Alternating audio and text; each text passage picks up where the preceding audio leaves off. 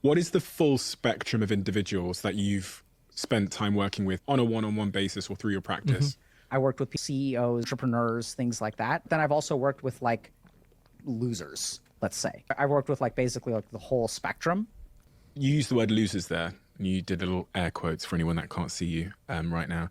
I'm really interested when you talked about incels as well, whether the way society is and the way that we're heading in terms of clarity over what it is to be a man has had any impact on those people that you referred to as incels. And there's now more confusion than ever over what it is to be a man and the role of a man. Is the shifting idea of what it is to be a man having an impact on people's sense of self and their purpose? 100%. So there's a crisis that's going on in men. And people think that this is new, but I don't think it's new. It's always been there. So if you look at like, even 50, 60 years ago, 80% of are still going to be men. So historically, men have themselves for like 100 years and no one's been paying attention. We're just noticing now because the problem seems to be getting worse. So there's a couple of things that are really interesting to understand. So one is that if we look at what technology is doing to our brains, the first thing that it's doing is it is externalizing our attention. So if you look back, like let's say 1,000 years ago, as human beings, we spent a lot more time with ourselves. So let's say that you and I go out hunting. Yeah, I realized this in COVID. Like, I'm an extremely introverted person. I like being by myself a lot of the time. During COVID, I was like, this is great. Everybody is respecting my boundaries. This is totally fine. Nobody's imposing themselves on me. People aren't trying to get me to do things that I don't want to do. And I was happy. And then I saw all these videos of these people that weren't like me, and they were having like these depression issues, and they were like just getting sad, like, oh, I hate myself now. And it was so crazy for me to see that, because I think that for a lot of people, they fundamentally can't understand the way that the opposite feels, right? Extroverts can't understand introverts. Like for me, whenever I would explain how I would feel to people, they would just tell me, oh, well, you just need to do it more. Or, oh, well, like basically I would tell them how I would feel, and then they would figure out a reason for why I felt that way. If that makes sense. Say you shoot an arrow at a deer and you miss, and then I shoot an arrow at a deer and I hit. Got him. So in this moment, I'm superior to you. And then we pick up the deer and we're carrying it back, and then we have about 2 or 3 hours to take that emotional insult and we kind of process it. We just give our mind space to process it, which it does automatically. Now, if you look at what happens in people's days, they don't actually have any time to process what happens to them because we are so constantly distracted by external things. That's true. So I don't know if you're like this, but I was in this point where I was idiotically efficient. So I would wake up in the morning and I would listen to a podcast while I'm like doing my exercise or whatever. And then even when I'm cooking, I'm listening to a lecture. And then like when I'm walking to the train, I have earbuds in and I'm listening to a lecture there. On the train, I'm reading. I wanted my life to be completely efficient. I didn't want to waste a single moment. I literally listen to the news in the shower. It's right. So we don't want to waste time. And so if you really think about it, where's the attention of your mind? Your mind is pointed outside of you. And so this is one of the reasons why I used to take breaks from streaming, is because the more that I'm around other people, the more I hate other people and the more misanthropic I am. I will become like more hostile. I will become more of an asshole. So what I would have to do is I would have to just completely stop streaming. I would stop streaming. I would stop responding to people's messages. I would stop talking to people. I wouldn't interact with anybody for any reason. If they messaged me, I would just ignore them. And then after I did that for maybe like a few weeks or a month, then I would be happy again and I could deal with people again. Now, obviously, as my life has evolved, I can't do this anymore because I have too many responsibilities now. I'm not able to be alone. If I was able to stop making content and nobody could message me or talk to me for a month, I would come back and I would be much happier. Then what happens is once we do not pay attention to ourselves, we lose sight of our internal signals. Literally in the same way that if you raise a child in a dark cave, the photoreceptors in their eyes won't develop. They will atrophy. If I don't practice Spanish, I'm going to forget Spanish. The brain is a very efficient organ. So as we externalize our attention, we lose sight of our internal signals. We don't know who we are anymore. And now if I don't know who I am, How do I figure out who I'm supposed to be? I think what happens is like, because people are never able to think about like, who am I as a person? They just have somebody else tell them who they are instead. I pay attention to the outside. Where are the answers? They're on the outside. So this person is talking about masculinity. This person is talking about what it means to be a man. And now, since I don't have any internal source of information, I'm trying to figure out what it means to be a man from the outside world. And this is when men get truly, because what it means to be a man, we are getting all kinds of mixed signals. So on the one hand, it means being physically fit. On the other hand, it means being a provider. On one hand, it means having sex with as many women as you can find. Yep. On the other hand, it means having with just one woman and being a really solid man and being by the way, he's totally right about everything here. Good father. And then there's also people telling us that being a man means that you're shit, right? Yeah. That you're toxic, that your testosterone level makes you violent, that you're evil, that you're privileged. So we're getting all this information from the outside about what it means to be a man. And so there are all kinds of interesting ramifications of this. So men in today's society are not allowed to complain. So if you complain and you're a successful person or a privileged person, everyone is going to think you're arrogant. Everyone is going to think, oh my God, people hate you. Who's this guy? This guy doesn't know what my life is like. How does he have any right to complain? And even your mind will tell you this. You'll look at these people and you'll be like, yeah, I don't have a right to complain. But now we need to stop for a second and think. And this happens with everybody, right? Is that like, I mean, this happens a lot with me, and I've learned this, is that you can't look for sympathy in other people. You can never expect other people to understand what you're going through. You can never expect other people to like really care about you. You can only expect that you can care about yourself and do what's good for you. The moment that you put your well-being in the hands of somebody else, they're going to drop you. They're going to drop you. Whether you like it or not, it's going to happen.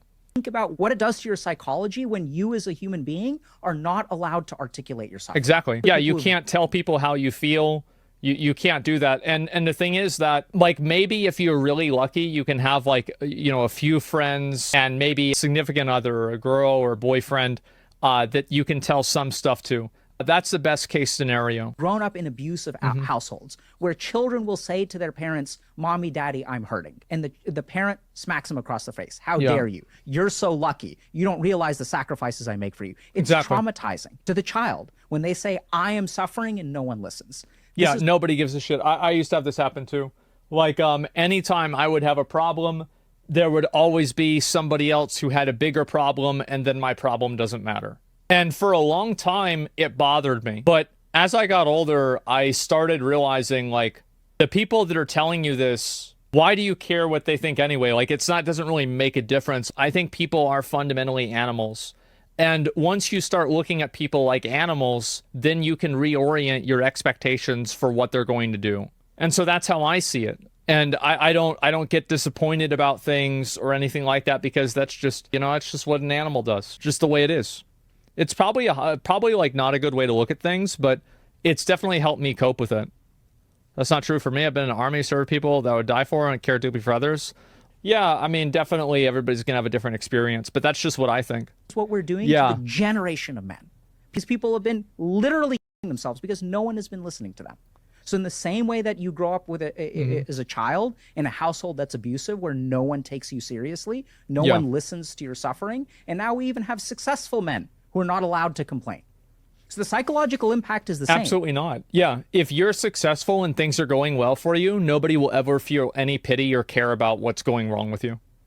Nobody will ever really give a shit, and to the extent that you look for their attention and you look for their sympathy, they'll hate you for it. It's the same thing with pretty girls, by the way. Like, how many times is like a pretty girl posted like, oh, I hate myself, I'm so unhappy, and then a bunch of guys are saying like, how can you be sad, you're so pretty? Yeah, it's the same thing. Anytime you have a human being who is suffering in some way and they cannot find connection with another human being, they cannot find compassion with another human being, that person is going to feel isolated. There's one study I saw recently that suggests that 50% of men who kill themselves have no history or evidence of mental illness. Mental illness means a pathology of the mind, which means that the mind is malfunctioning. Most of the men that I work with, their mind isn't malfunctioning. They genuinely have a life that is no longer worth living.